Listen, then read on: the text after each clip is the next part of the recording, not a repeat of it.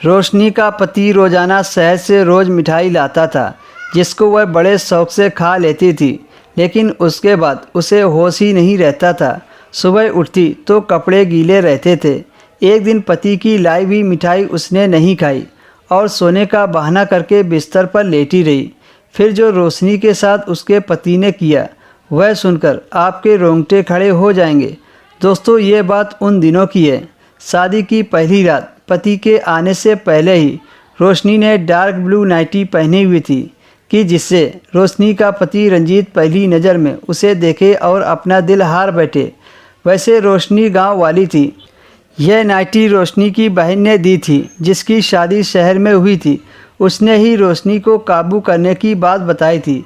रंजीत अपनी पत्नी के कमरे में आया तो यह नाइटी सूट देखकर वह रुक गया। उसके नज़र में तो रोशनी गांव की लड़की थी। रंजीत के सामने यह नाइटी सूट पहनकर रोशनी को शर्म तो बहुत आ रही थी, लेकिन वह कर भी क्या सकती थी। रंजीत उसका पति था। रोशनी को तो अपने पति का दिल जीतना था। रोशनी ने हमेशा ही शादी के लिए सपने बुने थे और आज की रात के बारे में न जाने कितनी बार सोचा था। मिलन की घड़ी जब सामने आई तो दिल बुरी तरह से धड़कने लगा। रंजीत रोशनी के करीब आए और प्यार से उसका हाथ थाम कर कहने लगा, तुम बहुत सुंदर हो। रंजीत के यह शब्द ने उसे एक नई जिंदगी दे दी थी और वह खुद को हवाओं में महसूस कर रही थी।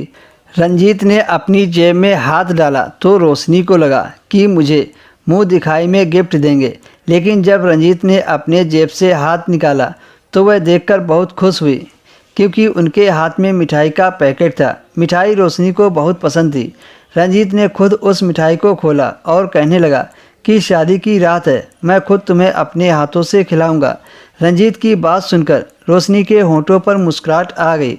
रंजीत कह रहा था कि ये मिठाई मैं खासकर तुम्हारे लिए लाया हूँ। यह बहुत खास मिठाई है। रंजीत ने प्यार से मिठाई का टुकड़ा रोशनी के मुंह में डाला तो रोशनी ने खुशी खुशी खा ली और फिर थोड़ी देर में